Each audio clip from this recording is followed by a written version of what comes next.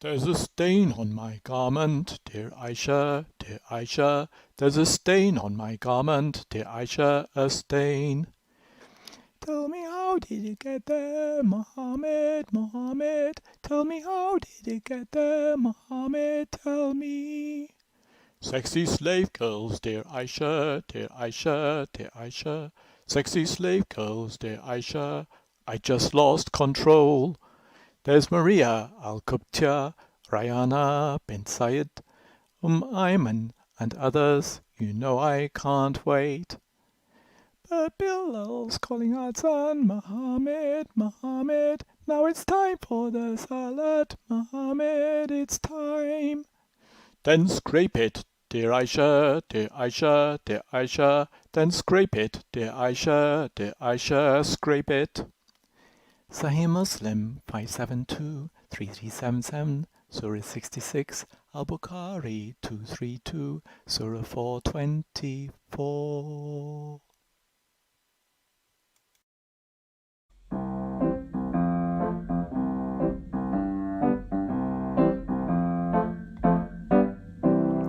Allah is a false god, a false god, a false god. Allah is a false god, a false god.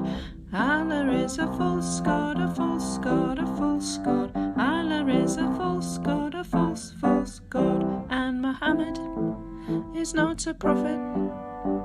Muhammad is not a prophet.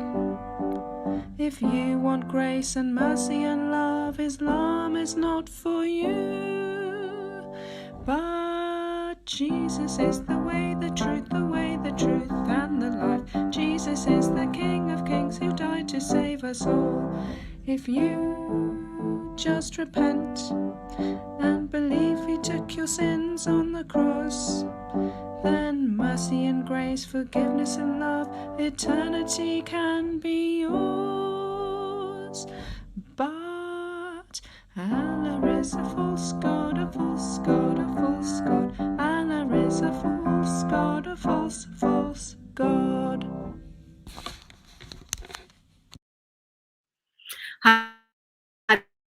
The sound is bad. I'm sorry.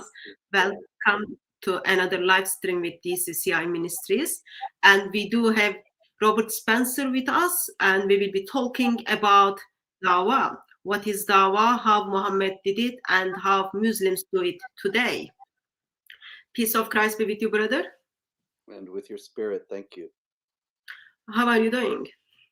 Oh, I'm doing much better this week. Thank you very much. I was a little under the weather the last few weeks and suddenly started to improve.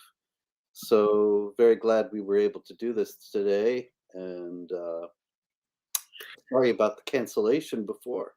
Oh, it's fine. It's fine. Those things are happened. I'm grateful that Lord is healing you. I did make a video clips, your opening poems from from Jihad Watch, and some of you. If you find it offensive, it's too late for me to do anything about it now. But I'm not offended. But I'm just so grateful for the skills and gifts Lord has given to you. I love and thank you very much for serving us. Poet or possessed. That's a wonderful title. Just before we talk about what's happening in Dawah world, you based in the United States, and recently I come across with a news that a professor in North of America, she was fired for showing the drawing of Muhammad from Islamic tradition. Do you know anything about it? Is there anything you can kind of update us or share your thoughts with us?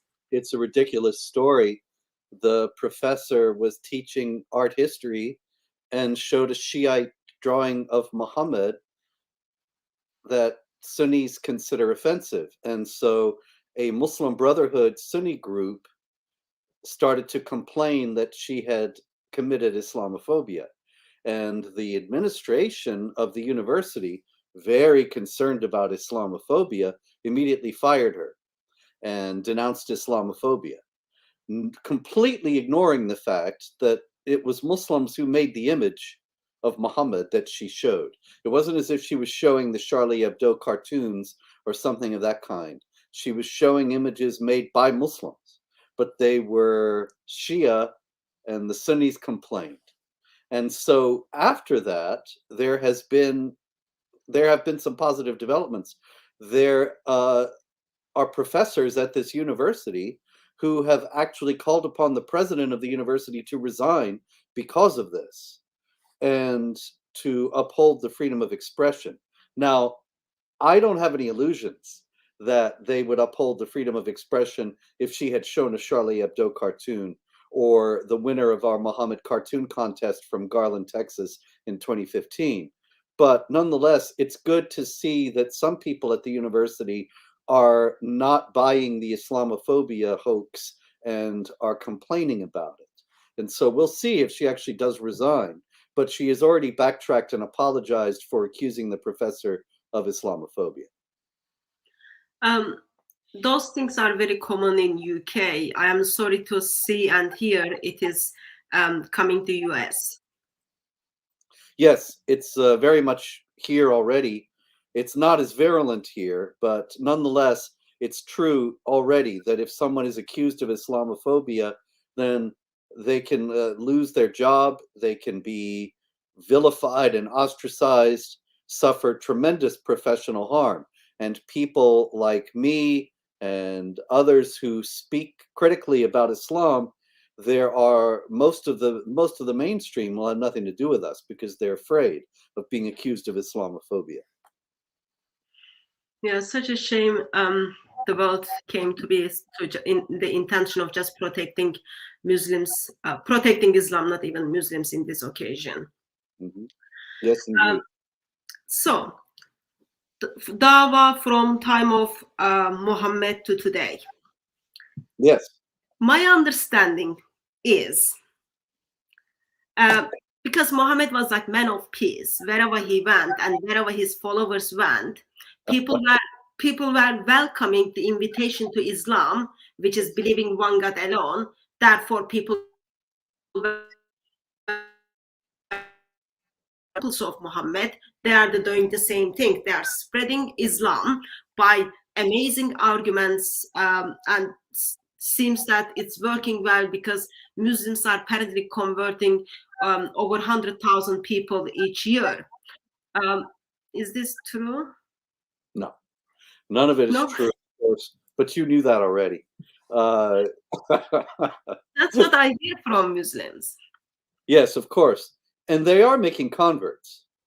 There is Dawah, but Dawah historically has been based on threats, based on dimitude, on the subjugation of the non-Muslim, and the promise that if you do not accept Islam, then if you're a Jew or a Christian, you have to submit and you have to pay this tax and you have to accept all this discrimination and harassment.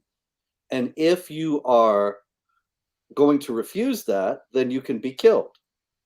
And so it's all based on a threat that you can get this so-called protection, but if you refuse it, then you'll be killed. Meanwhile, the Christians who accept this protection, the Dhimma, or Zumma, they see how the Muslims live, and they can't live that way. And they're impoverished, and the Muslims are wealthy, and they have to pay the tax, and the Muslims don't, and so on. And so many of them converted over the centuries because it was simply so much more comfortable to live as a Muslim. And so you have Egypt, for example, you have 99% Christian Egypt when the Muslims invaded, or the Arabs invaded. It wasn't really Muslims yet. And all those Christians, they didn't flee the country. They're still there. They're the Muslims. The 5 or 10% of the Egyptians who are Christians are the ones who have maintained their faith throughout all those centuries of persecution. But the Dawah was not based on some wonderful arguments and the beauty of Islam. It was only that the Christians were so discriminated against and so impoverished that they converted in order to escape all that. And then they could live as Muslims, they could live a decent life. Now, of course, there are other considerations that led the Christians who remained Christian to not give up their faith. But that's how the Dawah worked. It was not on the basis of apologetics or any kind of arguments. It was only on the basis of the brute strength and the boot on the face of the Christians. Thank you. And until Hatun comes back and fix her connection, we just want to ask you, for people who don't know this word dawah, what is this dawah? It's essentially proselytizing, and it is offering people the opportunity to convert to Islam. Like Muhammad says in Sahih Muslim in 4294, he says, when you meet the unbelievers, first invite them to accept Islam. That's the dawah. Then, if they refuse, invite them to pay the jizya. That's the dhimmitude that I was talking about, that renders the Christians or Jews or whoever second-class people who do not have the same rights as the Muslims and are on the lowest levels of society. They can't hold authority over Muslims, so they can't have any kind of job where they're the boss of anyone except fellow Jews or Christians. And so they're at the lowest levels of society, the lowest levels of the economy, and so on. And then if they refuse to pay the jizya, then seek Allah's help and fight them. So Muhammad is delineating, in accord with the Quran, chapter 9, verse 29, 3 possibilities for the non-Muslims. First, to become Muslim. Second, to submit and become a dhimmi.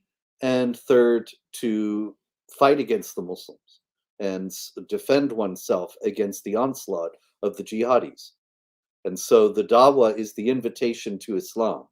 And there's always this threat. It's not just like Christians preaching Christ among non-Christians. And then if the non-Christians don't accept it, then the Christians go away and speak to somebody else. It's not like that at all. If you are the subject of dawah and you refuse it, then according to Islamic law, you are to be fought. And so, for example, there was an Al-Qaeda operative. He's dead now, at least as far as we know, an American convert to Islam years ago, Adam Gaddan. He was an American from California who converted to Islam. He ended up joining Al-Qaeda, becoming one of the leading terrorists. He called himself Al-Amriki, the American, and Azam Al-Amriki, the American. And he once made a video around 2005 or so, in which he invited me to accept Islam. And people didn't realize, because they don't know anything about Islam, that what he was doing was making it legally permissible for Muslims to kill me because I had already been invited to Islam. And you see, Muhammad had said, first invite them to accept Islam, then invite them to pay the jizya or go to war with them. So in order for him to be able to justify killing me, he had to first invite me to accept Islam. That's the nature of dawah. So it's different from proselytizing or evangelizing as we understand it. It's got different conditions. Very much so, yeah. So what would you say? Muslims keep saying this verse, no compulsion in religion. What would you say about that? Well, the idea of no compulsion in religion is an apologetic point that Muslim apologists use in the West today in order to mislead non-Muslims and make them think that Islam is tolerant and peaceful and so on. And so it is in the Quran. There's no doubt about that. There are some Islamic scholars, however, who say that it's been abrogated. That is, it's been superseded by other passages that call upon Muslims to wage war. But the other aspect is that the compulsion is understood in a very different way from compulsion in the West. For example, there were two Fox News reporters also many years ago who were captured. I believe it was in Iraq, if I recall correctly, Iraq or Syria. Anyway, they were captured by jihadis, and they made a video in which they said that they had converted to Islam. And there's a gun to their head in the video. So it was very clear they were being forced. Wow. However, there's also no doubt whatsoever that the people who made the video didn't believe that they were doing anything that transgressed against the idea that there's no compulsion in religion, because they could have chosen to be killed. So they were not being forced to accept Islam. The idea of compulsion in the West is being forced to do something. But if you have another choice, as far as these jihadis are concerned, then you're not being forced. So they could have chosen to be shot through the head. There's no compulsion in religion. Wow, that is incredible. So basically, different definitions of the words, but still following the example of Muhammad as to how to invite people to Islam. Different definitions of the words. That's a very important point, because so many in the West have no idea of that. And even people at the highest levels of responsibility, the former president of the United States, George W. Bush, he said not long after 9/11, when we had the invasions of Iraq and Afghanistan, he said the people in Iraq, they want justice just like we do. And they want, they're ordinary moms and dads that we're fighting for in Iraq. And I thought, well, in a certain sense, yes, but they're really, he should have said ordinary moms and moms and moms and moms and dads. The idea of justice in Islam is Sharia, is Islamic law. It's not justice the way people in the West think of equality of treatment before the law. Sharia mandates an inequality of treatment before the law for women, for non-Muslims, and so on. And that is justice as far as a Muslim is concerned, an observant and knowledgeable Muslim. So if you have people talking about justice, you have to understand what they mean. And it's the same thing. With proselytizing, Dawah, you have to understand what they mean, as we discussed. And all these words have vastly different understandings. Compulsion isn't yet another, that people have no idea what they're dealing with, and they assume that they mean the same things to Muslims as they do to non-Muslims in the West, and that's not the case. Why do you think Muslims are not so straightforward with these definitions, or are they commanded to be truthful with them? Well, Muhammad is supposed to have said, war is deceit. And war is deceit means exactly that if you are fighting against someone, and remember, think about war is deceit in light of the other passage where Muhammad says, first invite them to accept Islam, then invite them to pay the jizya, and then go to war with them. So you're at war with people who've rejected Islam and rejected submission to the Muslims. So these are enemies of Allah and enemies of the Muslims. And so you can lie to them. And if they think that they can make common cause with you because you say, oh, I like justice, or I don't believe in compulsion, or something of that kind, then that's fine. Muhammad said it was okay. So what would you say to people in the West who are on the receiving end of Dawah? Well, they should wake up. They should be aware of what's going on. Like, for example, all of the mainline churches are engaging in dialogue nowadays. The Orthodox Church, the Roman Catholic Church, the Episcopalians, the Presbyterians, the Methodists, they're all talking to Muslim groups. And it's all dialogue that is supposed to help us come together and recognize what we have in common so that we'll get along better. But actually, if you're knowledgeable about Islam and you look at what the Islamic groups always say in these dialogue sessions, it's not real dialogue in terms of a discussion, a debate, a give and take. It's just proselytizing. It's just Dawah. And Sayyid Qutb actually said this.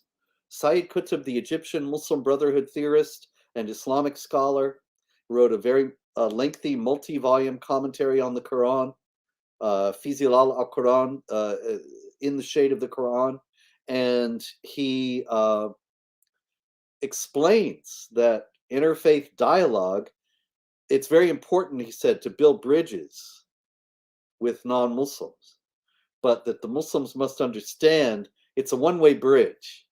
The idea of the bridge is to get people to accept Islam and not to get the Muslims to move toward the non-Muslims.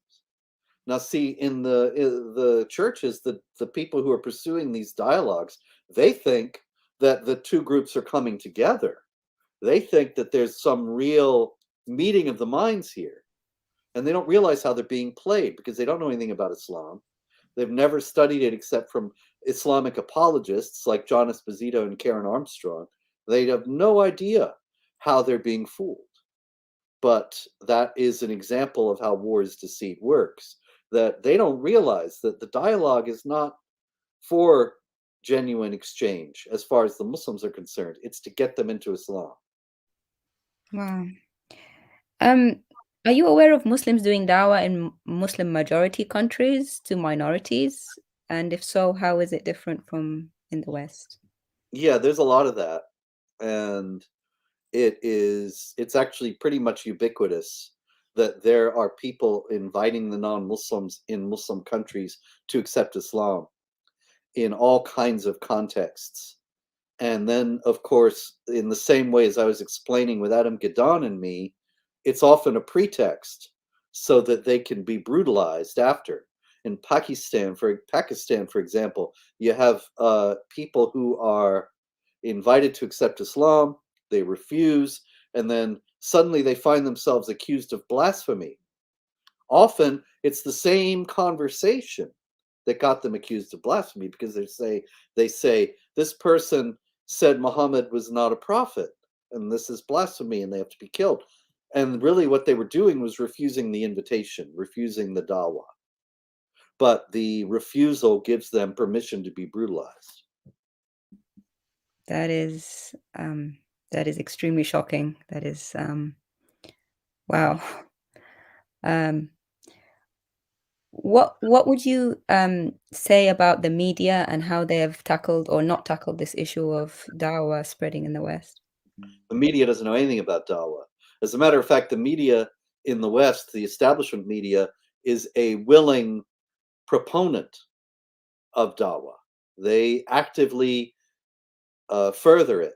And one way you can tell that is because I quite frequently see, as I'm working on the news items for my website, jihadwatch.org, I frequently see in major news publications an announcement, local news publications, announcements about a Muslim who is going to be speaking at an Ask Me Anything, Ask a Muslim Anything event.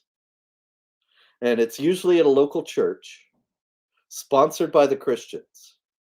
And the Muslim is presenting himself as clearing up misconceptions, they always use this word, about Islam, and trying to dispel Islamophobia by showing people what real Islam is like. And the Christians, of course, are very happy to sponsor this. And the speaker comes in and tells a lot of lies about Islam being peaceful and tolerant and so on. And the Christians, of course, they don't know because they haven't ever studied it. And so they go away thinking, isn't this wonderful? Or I never knew this. You know, sometimes you see this in the follow-up articles in the media. I never knew all this about Islam. I thought they were all terrorists, or I thought they were all Arabs, or I thought that they were all this or that. And now I know that it's a wonderfully diverse, multicultural, peaceful, benign, tolerant, loving community from which we have so much to learn.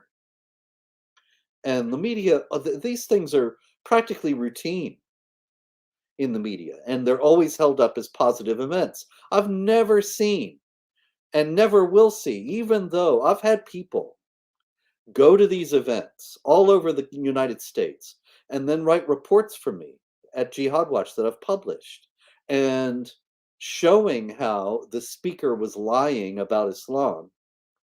But never have I seen, never once, and I don't ever expect to see it, in any of the media reports that speak about these Ask a Muslim Anything events. I've never seen an article that said something like, Muslim speaker challenged over dishonesty, or Muslim speaker accused of dishonesty. There's never even a hint given that this guy is here to pull the wool over our eyes, or that there are some people who say that this guy is here to pull the wool over our eyes. That's never, ever part of the news.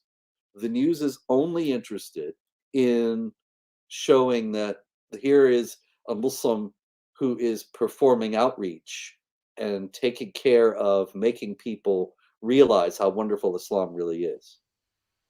And why is that, do you think? Well, I think that they've been very skillfully played. That in America in particular, everyone's afraid of racism. Racism is the worst thing. To be a racist is the worst thing you can be. It's worse than being a murderer. It's worse than being a rapist. To be a racist, there's nothing worse in terms of social opprobrium. And the Islamic groups in the West and their allies on the left have very skillfully portrayed any criticism of Islam, opposition to jihad violence, opposition to Sharia oppression of women, as racist. Even though there are Muslims of all races and jihadis of all races, they have given the impression, and most Americans think this, that most Americans are white, most Muslims are brown. I'm not even sure this is actually true, but that's the idea. And therefore, these people are racists, and they are to be excoriated. And so the media, they're very afraid. They play the game. They follow all these rules that the left has set out, and they're bought and paid for in doing that. And so the guy comes along and he's spreading lies, but he's doing dawah, and that's great. And then the people who are raising any questions about him, well, they're racists. How do they know? They asked the dawah guy, and he told them. And so they don't have any patience for that, and they just get no play in the media whatsoever. From Muhammad's life, we've seen that he sometimes uses money, finances, to buy people. Have you seen that kind of dawah, sort of buy people's loyalty, affection towards Islam, or even make them Muslim? Oh, yeah. That's actually done on all levels. That's done from the highest levels to the lowest. So in very poor areas, particularly in Africa, but also in Asia, you have Muslims offering cash inducements to the converts, to people who convert to Islam. Now, it's an interesting thing because in India in particular, converts to Christianity are often called rice bags because they are accused of converting to Christianity in order to get the food that is supplied by the missionaries. Now, whether or not that's true, it's much more true in an Islamic context. And yet Islam has a very careful eye for public relations, and you never see the stories get out. But in firsthand accounts that I have received from converts or people who were offered to convert to Islam, it's often done with financial inducements. And then there are much more sophisticated ways to do this. in other contexts. For example, it was revealed a few years ago that some Western media outlets were paid for favorable coverage of various stories. And Wow. I thought when I saw that, well, uh, Saudi Arabia and Qatar and all these other places have so much money. I Mm. wouldn't be in the least surprised if they had bought reporters.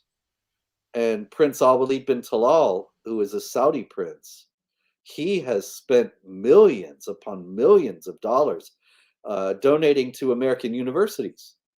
And so Georgetown University in Washington, D.C. has the Al Walid bin Talal, it's named for him, the Al Walid bin Talal Center for Muslim Christian Understanding, that is just basically a Dawah mill, a propaganda center for Islam, to proselytize for Islam, to counter arguments that people, critics of Islam, raise, to smear and defame the critics. It's all done out of this center. And they have millions and millions of dollars. So they always have favorable coverage in the media, and they're always given respect in the academic world and everywhere else. And it's the same thing at Harvard. There's a new center of Islamic studies that is also funded by Al Walid bin Talal. And so he is buying academic coverage of Islam that is indistinguishable from proselytizing. I mean, for example, there is, as you well know, a large field of academic inquiry about whether or not Muhammad ever really existed. And that's something that ought to be pursued in universities, just as they pursue the question of the historicity of Christ and the historicity of the Old Testament prophets. And they have no problem doing that. But you'd be hard pressed to find academics who specialize in Islam being willing even to consider this question.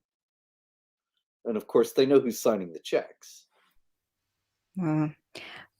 We've got a question on the screen about the desperation by Muslims to do dawah by engaging the churches. Is it an act of desperation? Does it show us sort of maybe the success of dawah or lack thereof? I don't see it as desperation at all. It's just the Islamic imperative, in line with Muhammad saying, first invite them to accept Islam.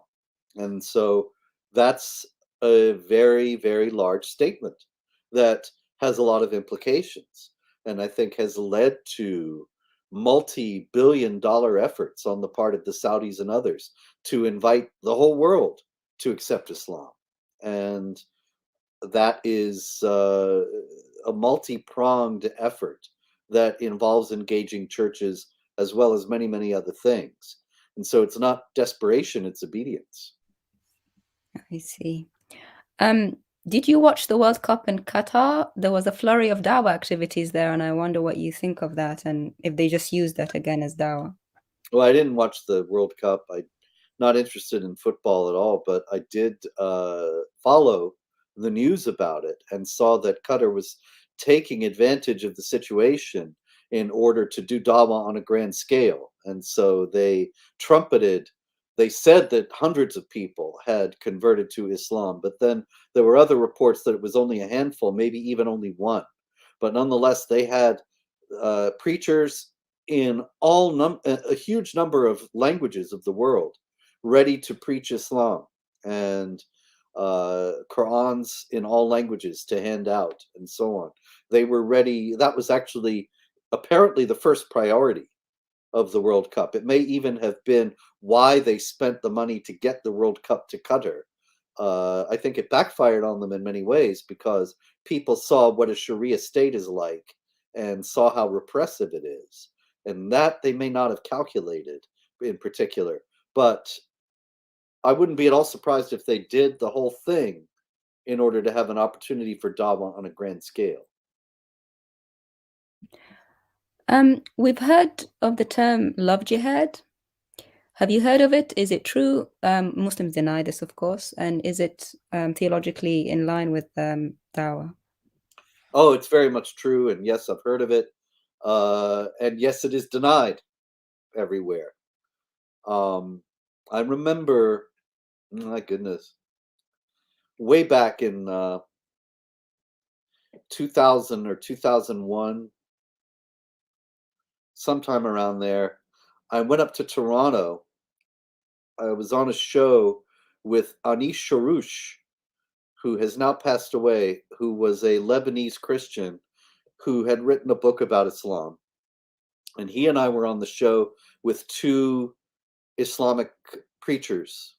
And it was a very wild kind of show in many ways. But at one point, the host, who was not on our side, he was on the side of the Islamic preachers, he actually told Anish Sharouche that he had to be quiet for the rest of the show, and he ignored him. He wouldn't cut off his mic and wouldn't let him talk.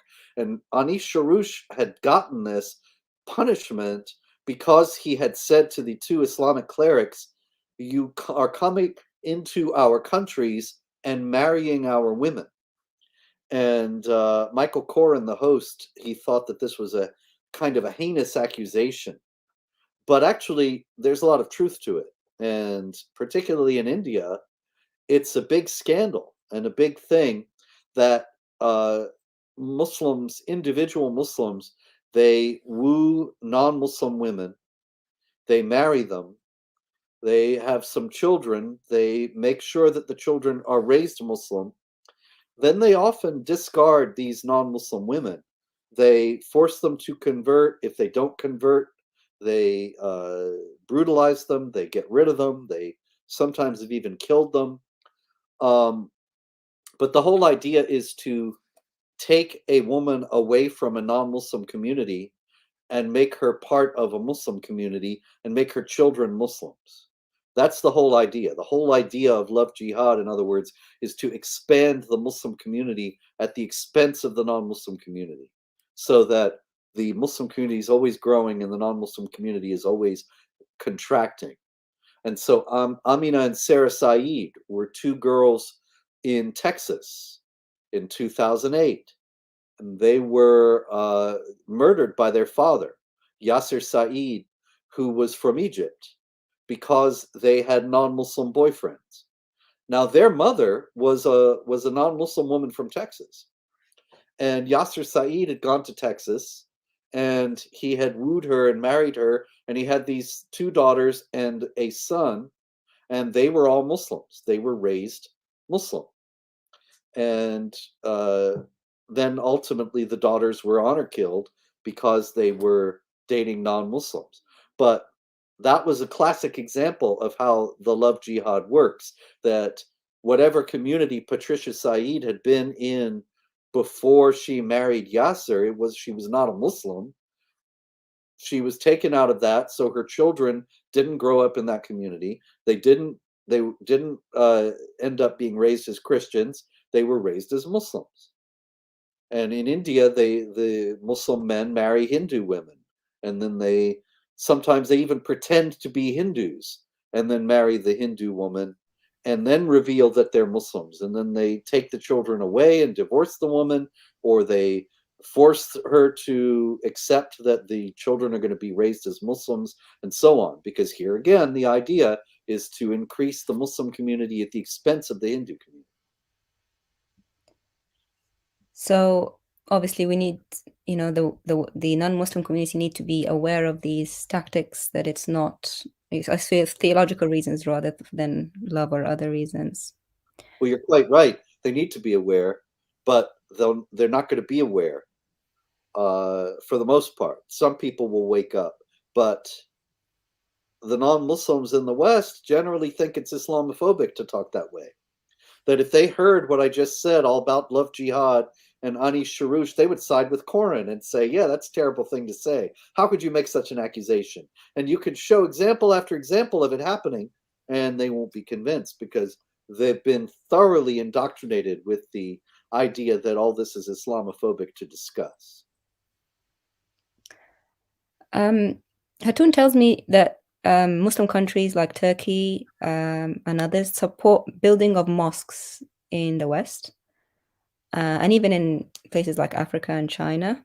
What are your thoughts on Muslims building mosques excessively in the West, and what should we do about it? The Saudis were doing it for years. But the Saudis now are changing and trying to diversify their economy in view of the idea that oil will be no longer such an important commodity in a few years. And so they've toned down the Dawah to a tremendous degree. But Turkey is moving in the other direction and is re-Islamizing. Recep Tayyip Erdogan wants to restore the caliphate and the Ottoman Caliphate. And so he's spending money to build mosques all over the United States. And the thing about these mosques, is that all over the country, they're huge mosques. They're massive. If you can drive in Michigan, in the Detroit area, and you see this grand, magnificent mosque. And in the Detroit area, there might be enough people to fill it. But in a lot of these mosques, these are big empty buildings, and they're supporting only a handful of people, a small number of people. The idea is to give the Americans, the non-Muslims, an impression of a tremendous presence, that we are here to stay, and we're going to grow. And so it's very important that the mosques be large, even larger than the communities that they're built for, because they want to, in the first place, have room for all the people who are going to convert in the future, and to show the Americans that they are planning to have massive congregations in the future. If Muslims are allowed to lie to further their dawah, and as you've said, people are indoctrinated to believe them and not challenge, then what is the best way to expose it without being shut down and, fought and, not believed, in your opinion? Well, people aren't really rational and they aren't convinced by arguments, but the only thing I know to do, nonetheless, is to just keep on showing evidence of it. That when someone is lying, you have to be ready, have screenshots or whatever or video clips, whatever the context is, to show that this person is lying. And some people will wake up when they're confronted with the evidence. But we have to always be ready to document these things and not just throw out vague accusations that somebody is lying or that these things are not being done honestly, but be able to show it. And then some people will see it. And I assume that's how you believe Christians should also approach it. I mean, is there something more we can do as Christians?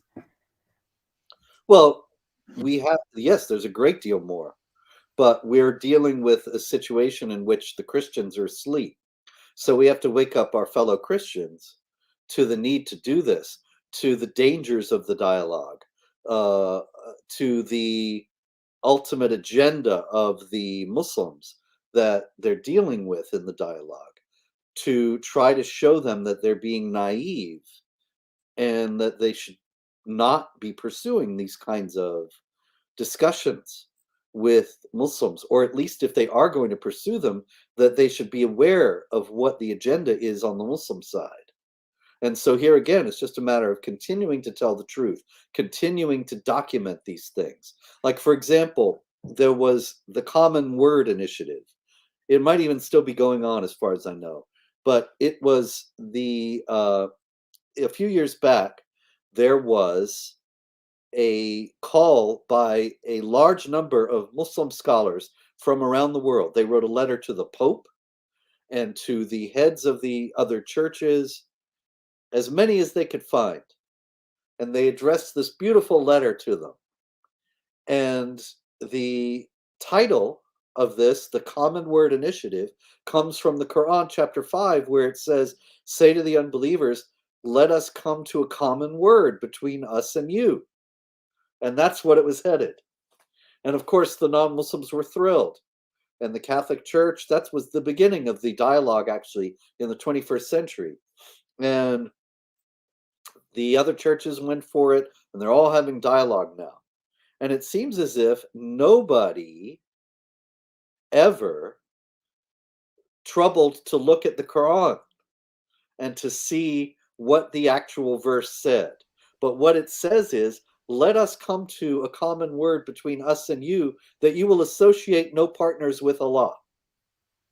Now, anybody that studied Islam knows that Muslims or the Quran explicitly, they consider the idea that Jesus is the Son of God to be associating partners with Allah, and that's shirk. It's worshiping others besides Allah, and it's the worst sin in Islam.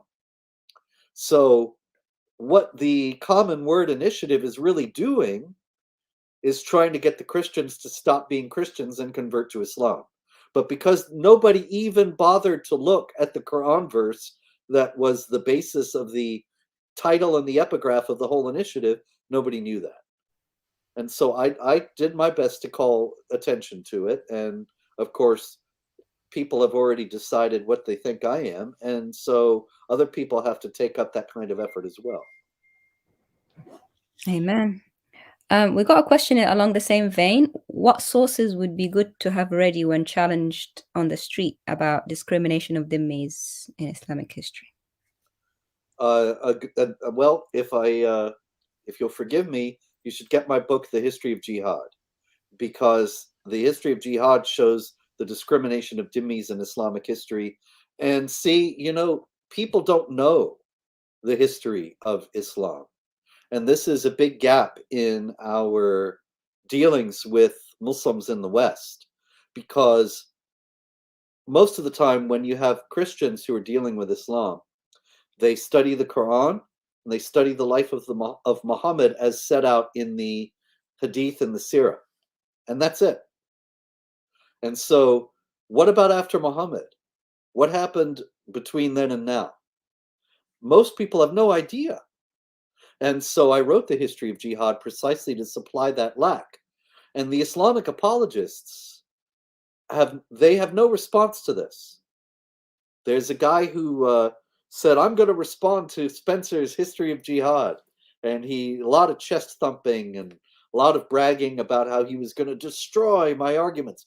And he made a video about the chapter on the Quran and the chapter on Muhammad. And they were ridiculous videos, but then he stopped. He didn't do anything about the chapters about 14 centuries of Islamic history. They have no response to this, because it's unmistakable when you see what happened in history that Muslims understood the Quran and Islam in the way that we say that they did, and not in the way that Islamic apologists in the West say. And so they have nothing to say to it. Indeed. We have another question.